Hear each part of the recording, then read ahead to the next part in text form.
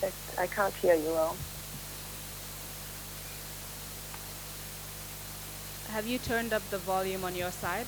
Because I've just done so. Yeah, it's okay now. Okay, perfect. We will start again with the affirmation.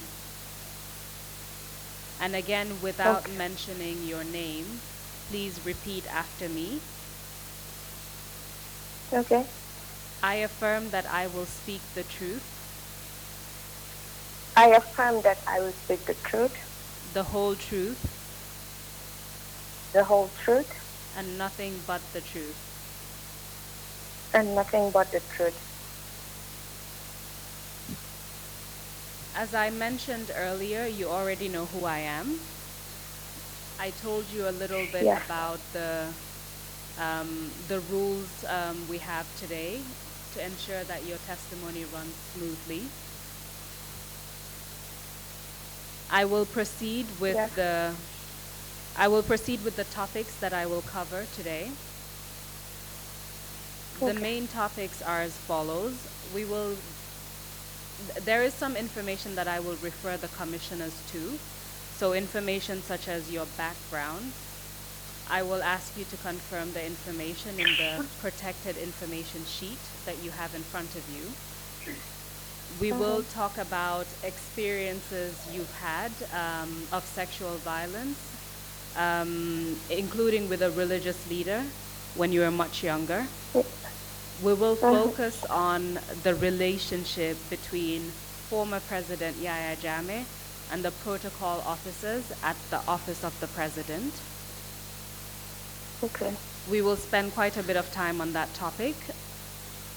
And then we will talk about former President Jammeh's interactions with specific individuals in the context of sexual and gender-based violence. We will talk about other experiences that you've had of sexual violence by public officials within government, and then we will conclude with the impact that this has had on your life, in particular your interactions with former President Yahya Jammeh. Do you understand? Yes, I do. Perfect. So if you can refer to the protected information sheet in front of you, and I would refer the commissioners to the document in front of them. Okay. I'm referring to paragraph 1, which contains information about your personal details as well as the schools you attended. Can you confirm that that information is correct? Yes, it is correct. Perfect. The first incident that I would like us to discuss is your experience of sexual violence by a religious leader. Can you tell us about that?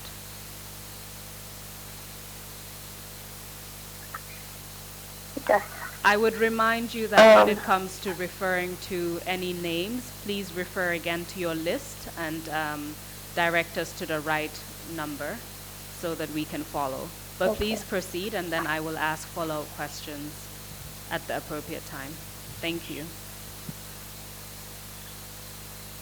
Thank you very much.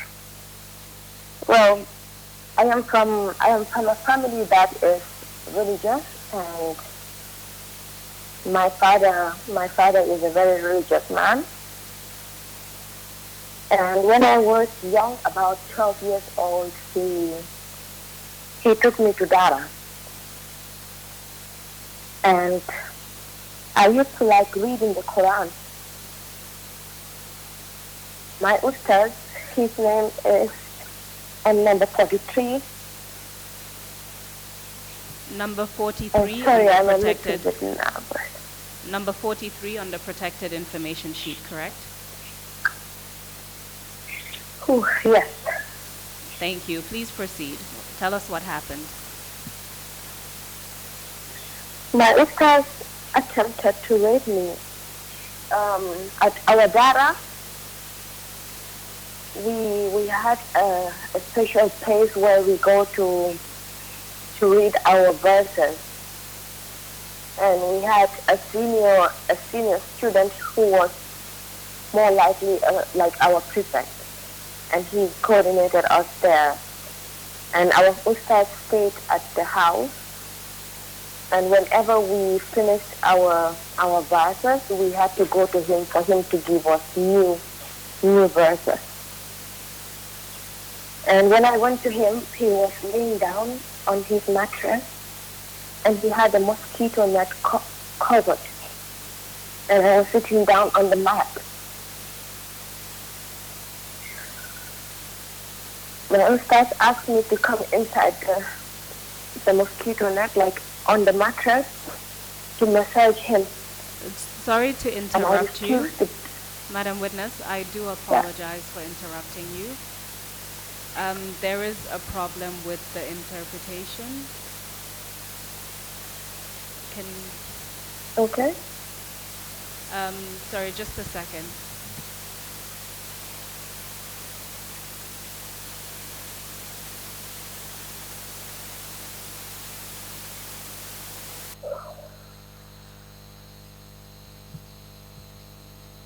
You told us that when you were about 12 years old, you were attending Dara at the time.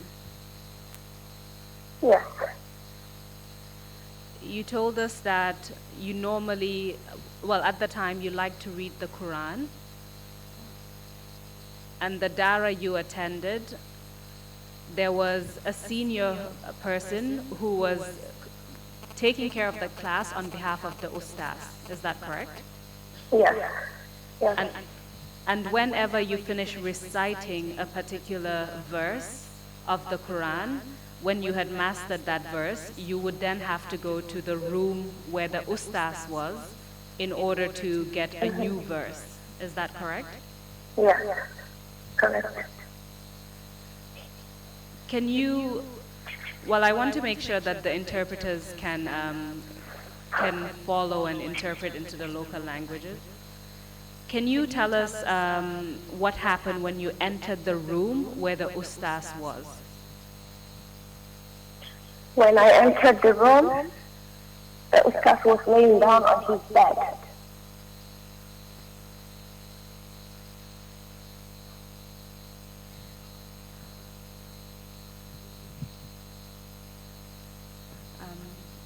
So you said when you entered the room, the ustaz was lying down on his bed.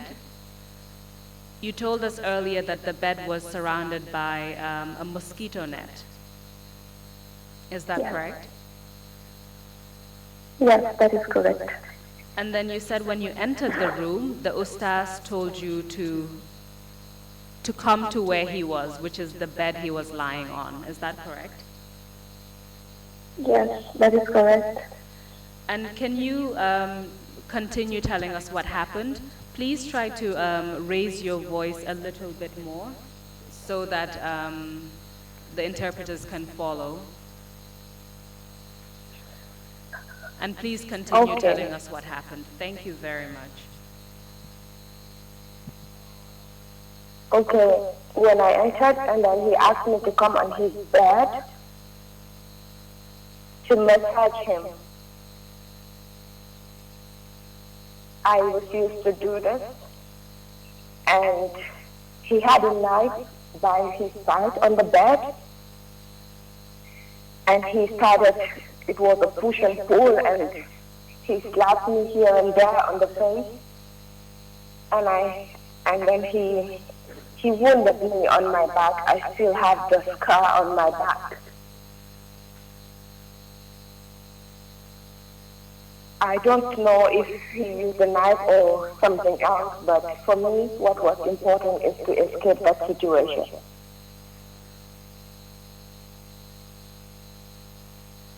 So And just to when make I sure, went home, please continue, yes. No, please continue. when I went home, it was some minutes to Maghrib prayers, and I was shy to explain this in front of my father. So I waited until he went for prayers, and I told my mom, When my father returned, my mom wasted no time. They went to his house to confront him. But when they arrived there, the Ustaz was no more there. He left.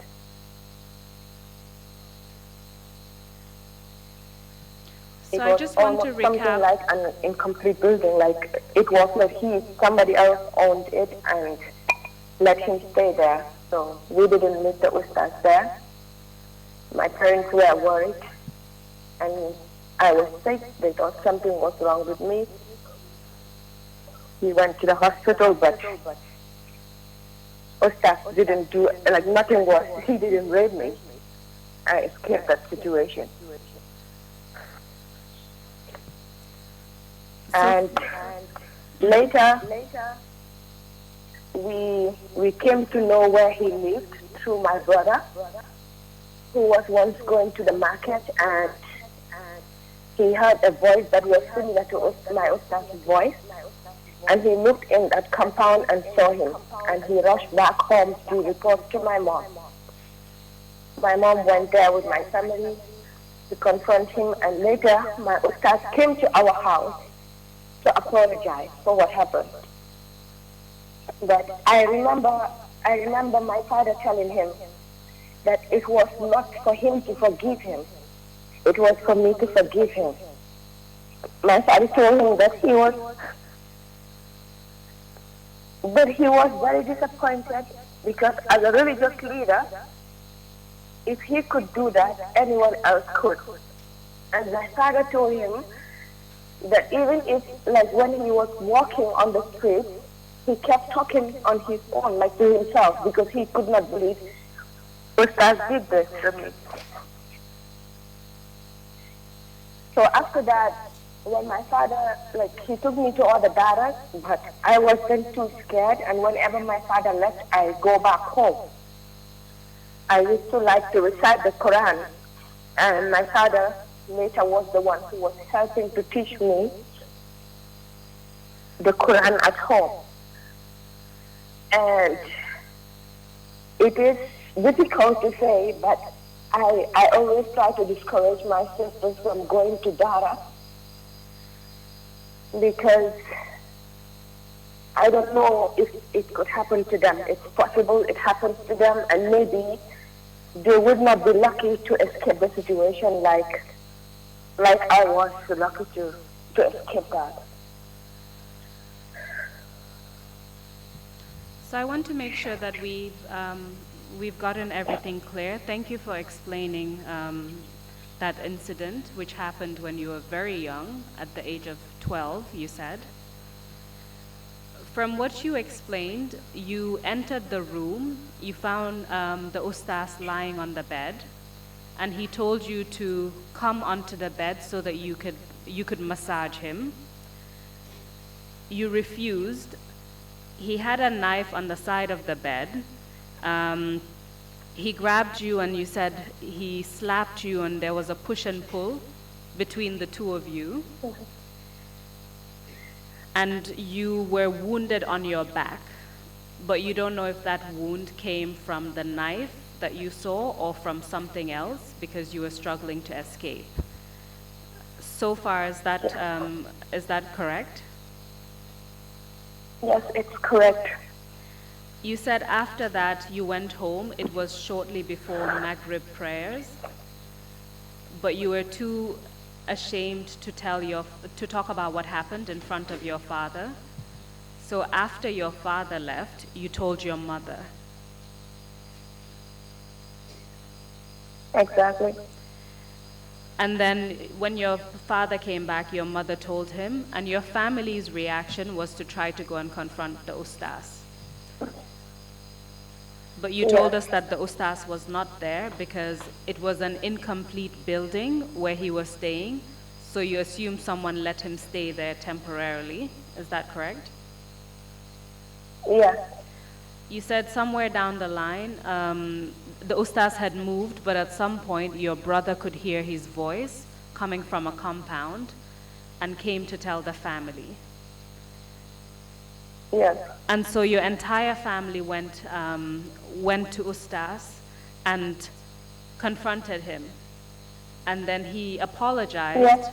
and he was asking your father to forgive him, but your father said it wasn't for him to forgive, it was for you, the person who had suffered this experience, to forgive or not. Is that correct? Yes. And you said your father was disappointed because this was a religious leader who was doing, who did this to you. And you said as a result of that, you started discouraging your sisters from going to Dara because you didn't know if they could experience the same thing and whether or not they would escape, which is what you managed to do. Is that correct? Yes, that is correct. You also told us that you went to the hospital after this happened to get treatment. Yeah. Can you tell us, apart from what you've mentioned, can you tell us what experience, what impact this experience has had on your Quranic education, has had on you as a person when it comes to when it comes to sexual violence in general?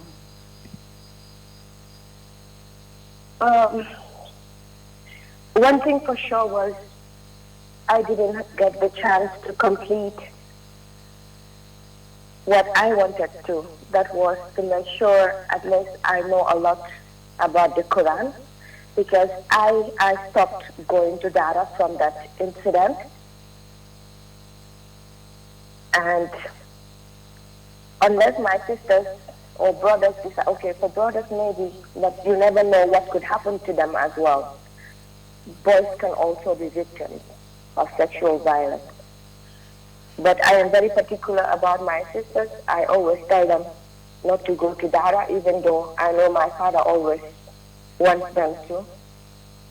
And I will not let my kids to go. I will try to teach my kids what I know about the religion on my own. But I am not judging all the ustazes, but you never can tell who the bad ones are. And for me, from that incident, I don't want to take the risk anymore. I am very protective when it comes to my younger ones, because I don't want them to go through that. So I don't have trust anymore when it comes to some of those teachers, because this was an ustaz that my family really trusted. And I can remember him very well. I can remember the way he recited the Quran. I can remember how he preached us. I can remember how he taught us the sunnah. And if he could turn out to be somebody like that, well, I am sorry. I am a Muslim, but I will not trust them.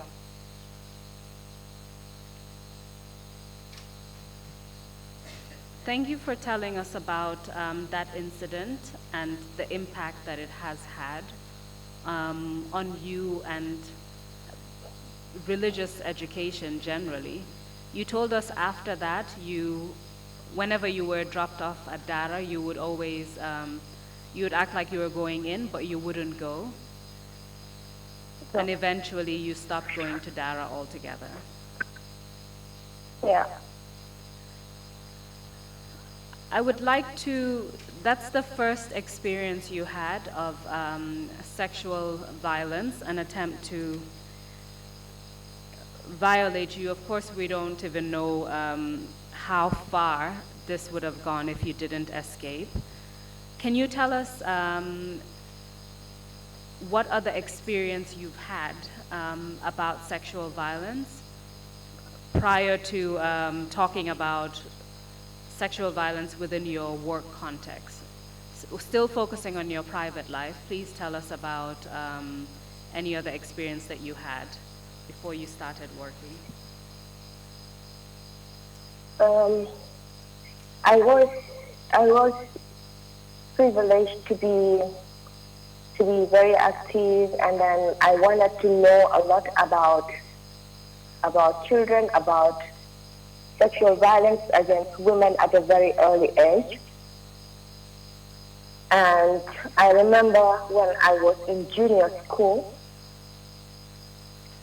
and on an occasion when I had to deliver a statement on behalf of children, there was this senior official from the Ministry of Justice. Sorry to After my interrupt statement, you. he Sorry to interrupt congratulated you. me, and he told me he was proud of me, things like that, and I was very happy. And with one of my friends, he said he wanted to give us a lift. I am not in touch with this with my friend that she used to be my friend, but I am sure if she is listening, she will know the man I am talking about. And we were going home. It was somewhere around Bakau. He asked for my number. I gave it to him. For me, it was normal.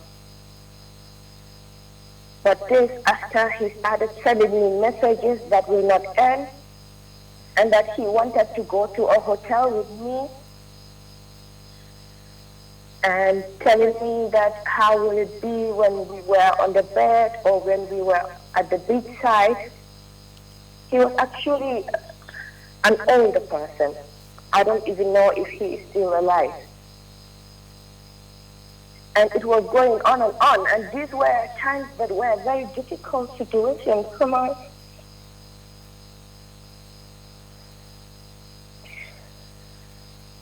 Please take your time, Madam Witness.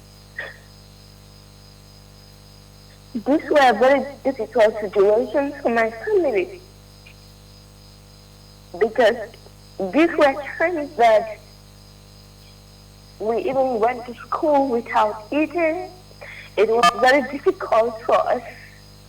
Survival was very difficult, and seeing a man who could help, but he only wanted you to go to a hotel room with him in order for him to help. He told me he was going to be made an ambassador. And I remember I reported that issue to one NGO. I cannot reveal the name right now, but I think I provided this to you. Why don't you refer us to, first of all, the name of the senior official from the Ministry of Justice, and then you can refer us to the information regarding who you reported this matter to. His name is on the sheet, is number 44. Thank you. And what about the organization that you reported the matter to? And the individuals you reported the matter to? It's on paragraph 5 on my statement, and that would be point number 3 for the commissioners to follow. At that time, you said you were in junior school. How old were you? I was about 15 years old. So you said he continued to send you these messages about going to a hotel, what you would do on a bed, the beach side, messages like that, and he wouldn't stop. Then you reported him. Stop. Mm-hmm. And, I have this type of mom that was always looking. When something was wrong, she knows it, and I was becoming worried that my mom will know something was going on. So I reported him to an NGO, and they wanted us to trap him. Like, I had to go ahead with what he wanted, like to go with him to the hotel so that they could catch him red-handed. But I was too scared to do this. So there was one person he was a government official, and he was working at the defense, at the Ministry of Defense. I decided to go to him and say, sir, this is what is happening from one of the government officials, and You are the only one that I know working for government. And you are the only one who can help me with this. Please tell him to stop it. Because this individual was helping me, was supporting me with my education. And he decided to call this person that was sending me messages constantly. At first, he tried to deny it, but the one I reported the matter to told him that he can't deny it because he saw the messages and it was the same number that he used to call him. So it was after that, this individual from the Ministry of Justice decided to apologize and said it will not happen again. And so you were only able to get him to stop by involving another government official who was basically influential at the time. Is that correct? Yes.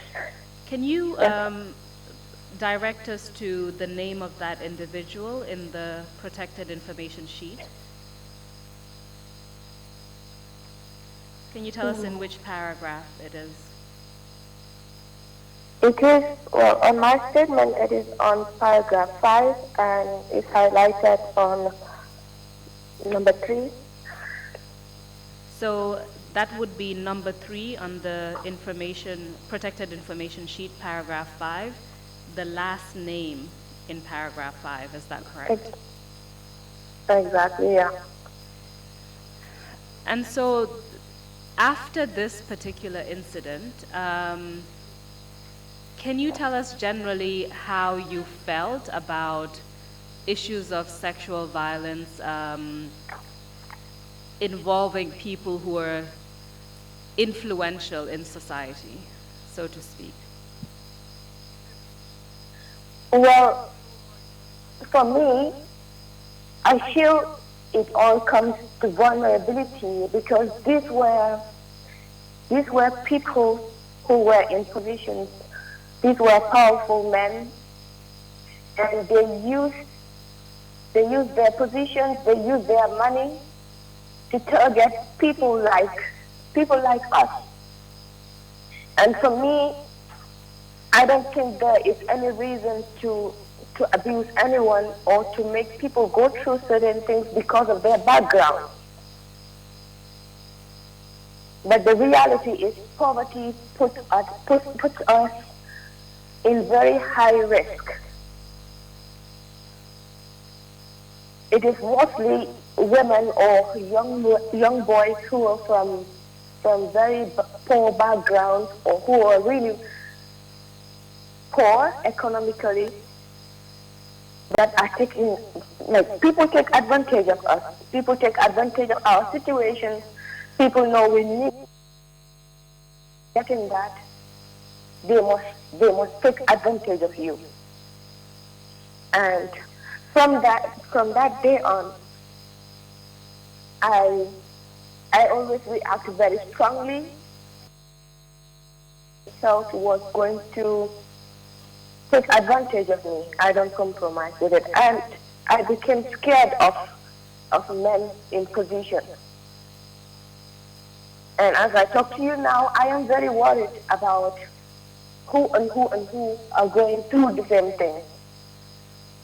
Because it will not stop. There are men out there who are looking for girls that they can abuse based on their vulnerability. And I feel that is not fair. That is, poverty should not make anyone take advantage of you. And you've mentioned two factors of vulnerability, one being coming from a very poor background, and also the fact that you were very young when these two incidents happened. And so if I understand you correctly, you're saying those two factors put you at a higher risk of people making advances or trying to sexually violate people like you, essentially. Is that correct? Exactly. And as a result of these experiences, you said you react very strongly to any attempts that people make to violate you sexually. Is that right? Yes. And it's not just me. When it comes to my sisters, when it comes to children that I know, I remember standing up for children, even going to police, reporting certain people, because when I start suspecting that there is an elderly person taking advantage of a younger one, or I know, sometimes you see some men in the home, they will start being very nice to a child and then start playing with them, buy them sweets, and then you see the child get so close to them, and sometimes they take them in their rooms. You don't know what happened. I remember one of my sisters, very small, came to my mom and said there was a man who called her and gives her sweets and took her to his room and started touching the body. And this was a very small girl, yeah. And that was because my mom talks to us. My mom doesn't let things go. She talks to us about issues like that. So there are other people that are going through that, and for me, if I see such things, I don't keep quiet. I make sure I react to that. Maybe sometimes I overreact. That might be as a result of what I saw, but it's better to act earlier before it is late. Prevention for me is better than cure. So after those experiences that occurred while you were still at school, you finished high school, and then you started engaging in certain activities. I won't go into detail about those activities. I will simply refer the commissioners to paragraph 6, which is 6 and 7, which are basically numbers 4 and 5 on the protected information sheet. And those activities, I can call them youth activities, led you to meet the former president, Yahya Jammeh. Can you confirm the information that's in paragraphs 6 and 7? Yes, it is correct. So you mentioned exactly when you met Yahya Jammeh, including the dates and through who you met him, and that's in paragraph 8, which is listed on point 6 of the protected information sheet. Now, bearing in mind the protective measures, can you please tell us about that first meeting, your first one-on-one meeting with President Jammeh? Okay. I remember during my meeting with him, he offered me a job as a protocol officer at the office of the president. But everything was just too new to me and so quick. So I told him I wanted it because I can remember he even asked me 2 times, don't you want to do the job? I said, I want to do it. But can you please give me time to talk to my parents about it first? And he said, it is okay. You can go ahead, and when you are ready, you can contact the chief of protocol and you can start working. And I went home and spoke to my parents about this, but on that day, he gave me some amount of money, summing up to $100,000 for a project I was working on, which I appreciated a lot. And I went home, but the advice I got from my family was, it's better if I had to work there, I do it through the normal government procedure. And I communicated this back to the office of the president, and this took some time. It took about 4 to 5 months. And I got a call. I went to the PMO, and I went through certain interviews, and then I was given the job as a protocol officer, grade 8. In fact, during that first meeting, when he gave you 100,000 dollars, that was in relation to the project that led you to meet him in the first place. Is that correct? Exactly.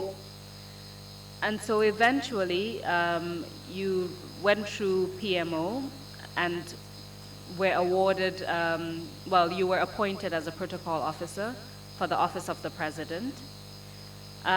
Do you recall how much you were earning at the time? My salary was a little bit above 6,000. I can't remember, but this was what I was earning. And that would be per month, correct?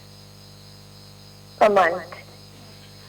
So when you started working as a protocol officer at the Office of the President, you've given us the date of when you started, and that's in the protected information sheet at point number 7 in paragraph 9. But when you started working, can you tell us if there were the individuals that you were working with, if you would categorize them into different groups? So without giving their names, because that could also identify the time when you served as a protocol officer, but are you able to put the individuals you were working with into different groups, and how would you describe those groups? Yes.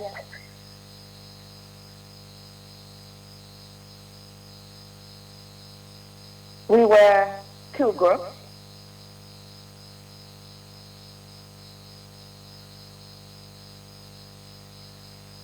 Hello? Yes, we can hear you. How would you describe the 2 groups? Yes. Oh yeah, we had one group of women that were related to him and another group that were outsiders. Can you give us an estimate of, or can you tell us for certain, how many protocol officers were working there while you were there, including yourself? About 10 to 12 of us. So at the time when you began work, your salary was just over $6,000 per month. Can you tell us a bit about what your role was? What was your function as a protocol officer? Well, there we had to be at the office at about 8:30, and we had to wait for our boss at that time, the chief of protocol. And from time to time, that was not always, we helped to prepare the meetings, and when guests arrive, we welcome them. And sometimes we serve them drinks. When the president had to travel, at times it was in choice, not all the time that a protocol officer had to go. He chooses some, and at times we go with him as a delegation or we go in advance. Sometimes we type letters, but that was only when there were big events like birthdays or other celebrations. But most of the time, for me, it was like we had nothing to do. It was more staying in the office, and people didn't even give us work to do because they referred to us as the president's girls. And for me, this was a little bit too idle. You said that people would not give you work to do, and you were referred to as the president's girls. What do you mean by that, or what was meant by that? Yeah, because we were seen as, like, we were brought there by him.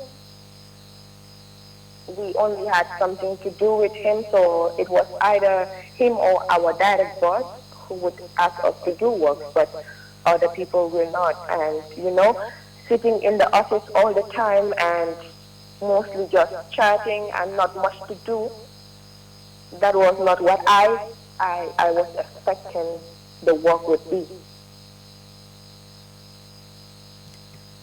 Apart from the salary that you received, were there other privileges that you had being protocol officers at the Office of the President?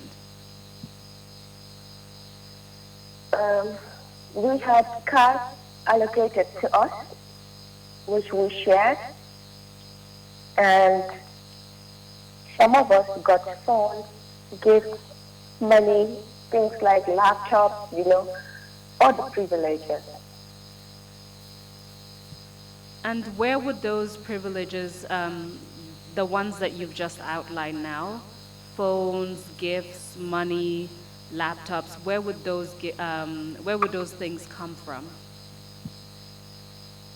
They came from the former president. And that would be Yaya Jammeh, right? Yes. You mentioned gifts. What type of gifts would you get, for example? It depends, like phones, expensive phones, or laptops, as I mentioned before. Those were the ones to my knowledge. So while you served as a protocol officer at the Office of the President, do you know if some protocol officers lived at State House or not? Yeah, some lived at State House at his like apartments, where there we call Marina. So there were some of the protocols who were accommodated there. Do you know why some of the protocol officers lived at State House at the Marina residence? Well, I don't know. He brought some of them there, but I know that some of those who lived there, at least one spoke to me that he was sexually abusing them. Sorry, can you just repeat that? I don't know what was happening with everyone, but I know at least one that spoke to me that was living in there, that he was sexually abusing them. We will come back to that in more detail. Did you live at Marina at State House? No, I never lived there. And do you know where the name Marina comes from?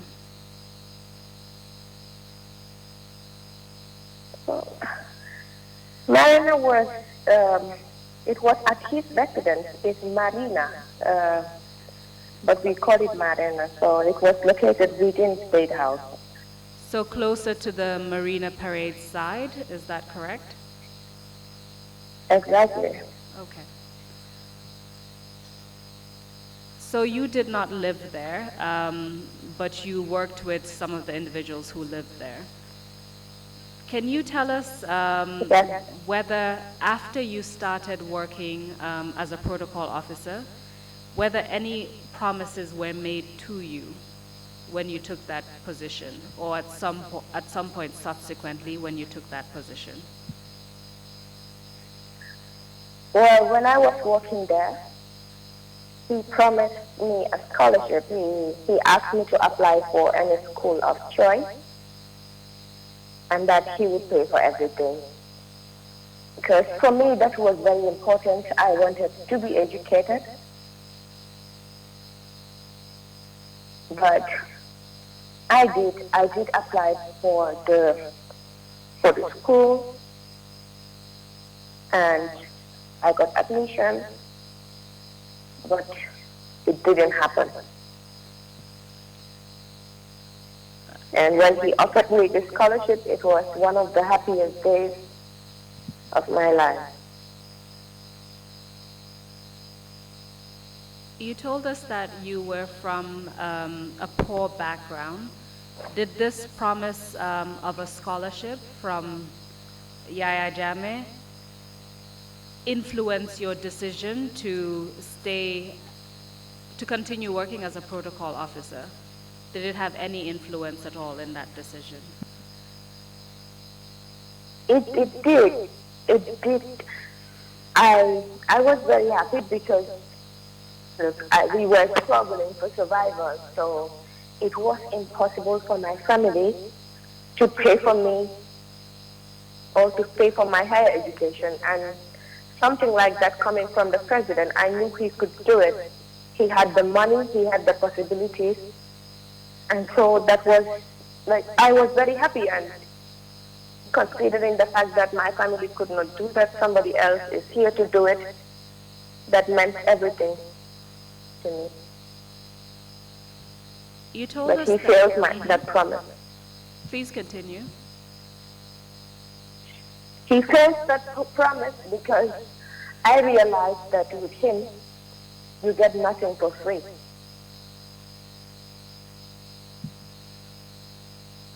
We'll come back to that in more detail. You told us some of the duties of protocol officers, including traveling whenever there were trips abroad. You would take turns to do that, correct? Yes. What about within the country? Did you go on any tours or trips with the former President Yahya Jammeh? Yes, we usually had frequent trips to Canada. Can you tell us about those trips to Kanilai? Yes, whenever he goes to Kanilai, we accompanied him, the protocol women, and this was happening almost every weekend. And there were so many programs happening there, musical festivals, musical jamborees. And sometimes we stayed there for up to a month. And in Kanilai, we had our own, like it was a big room within his apartment, within his compound. And it was just a minute or two away from his own residence. So we stayed there with him, and sometimes we go to him to his apartment to sit with him and talk. But sometimes we just stayed at the corridor, and then whoever he wants to go in will go into him. So to be clear, while you were at Kanilai, you told us that you would go sometimes every other week, sometimes you'd stay there up to a month, but you would all stay in a big room that was within the same compound where Yahya Jammeh lived. And this place was about a 1-minute walk from Yahya Jammeh's residence, correct? Yes. You said that he would call you, the protocol officers, to come to his residence. And sometimes you would be inside, sometimes you would sit at the corridor. Around what time of the day would he normally call you protocol officers?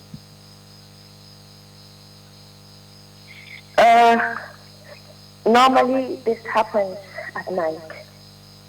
All the ones that not all, but most of the ones that I witnessed happened at night. Do you recall around what time of the night they would normally happen?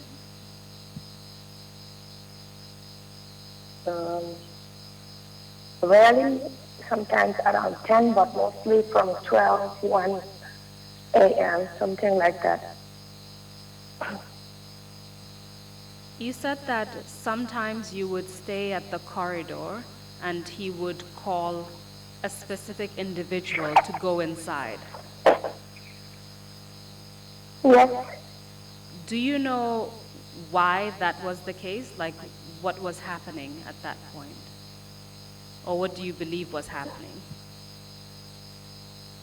well, we believe he was, anyone that he called in most cases was for sex, because this I experienced, and I have spoken to people who also went through the same. So he was sort of using it as a cover-up. Sometimes we go as a group and sit outside. Sometimes he doesn't even bother calling the whole group. He just calls one to go in. And it was stressful because the corridor out there was very cold and very boring, and you get so angry that, he doesn't need us. Why did he call us up to here?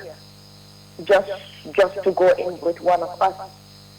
And there were times that he calls everyone inside, and then we watch TV with him. He tells stories, we laughed. That was nicer. That was more interesting. But my assumption was it was for sex. And you said your assumption that whenever he called a specific person into the room, that it was for sex. You said that assumption is based on your own experience as well as what you heard from some other people. Is that right? Yes. And you also described the fact that he would call you in a group sometimes as a cover-up. But sometimes he would not bother to even call the group. He would call one individual. Is that right? Yes. Were all these individuals protocol officers, or did it include other individuals who were not protocol officers? Yeah, most of us, like most were protocol officers, but there were others who were not part of us. And in terms of age, were these people above 18 or were they below 18, as far as you know? Well, mostly they are above 18. Did you say mostly? I think in all cases, because I cannot remember anyone that was below 18. Like I cannot really know their ages, but the ones that I know, they were not below 18. And you told us that during these occasions,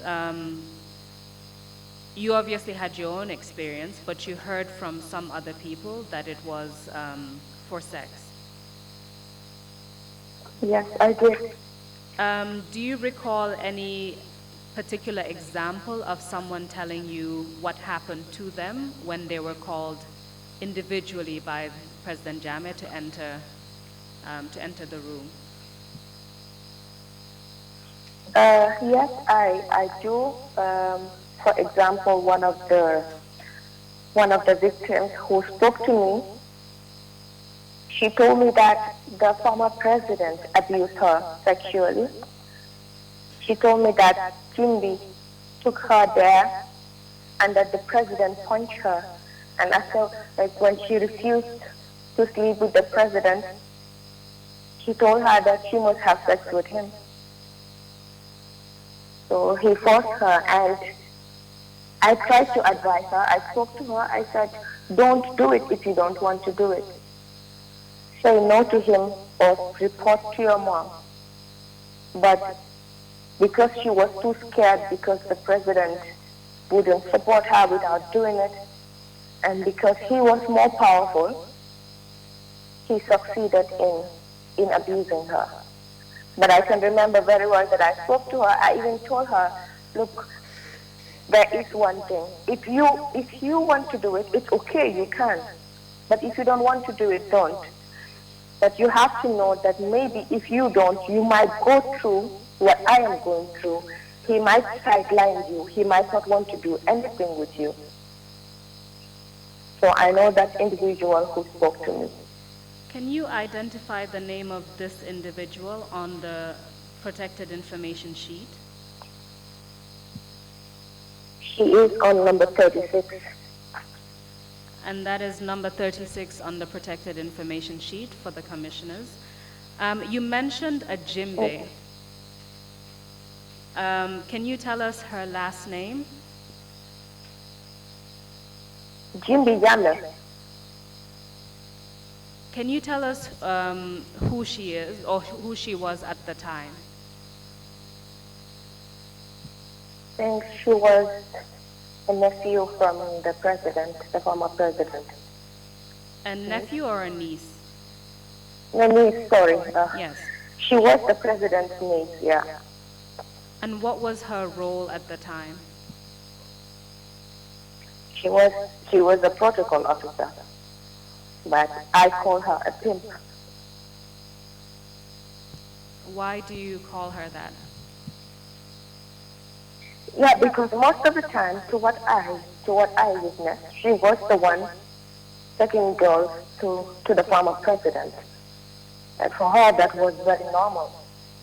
And with her, if it was successful with the president, she becomes more close to you and very friendly. Like her mood depended on what the president was doing. When the president was happy with you, she was happy. When the president was not, she was not. And yeah. So thank you very much, Madam Witness. I note the time. I believe we're going to take a very short break and then we will continue. Thank you very much for answering my questions. I will hand over to the chairman to give us more direction on what we can expect. Thank you, Madam Witness. Okay. Thank you, Thank Council. Council, we would normally take a 30-minute. We would normally take a 30-minute break, but I hope when we resume, we wouldn't have any technical difficulties. If we are going to have that, we might as well continue until the lunch break at 1:30. But you guide me in terms of questions and other things that you have on your list, what you're going to go through. What's your advice? I would suggest that we take a shorter break, perhaps of about 15 minutes, because we've lost quite a bit of time trying to connect to the witness. And so we have lost about half an hour, and the witness will not be able to stay beyond a certain time. So I believe 15 minutes, and then we sit for another session, and then we should finish by then. In terms of the technical issues, I believe it's just to reconnect, and I don't expect any difficulties from that now. Thank you. Splendid. We will take a 15-minute break and resume at 12:20. Oops. I will collect the protected information sheets and then give it back to the commissioners when we resume. My apologies. It's just to make sure that the documents aren't left lying around. Thank you very much indeed. You can take that. We would take, we'll resume at 12:20 sharp. Meeting is adjourned.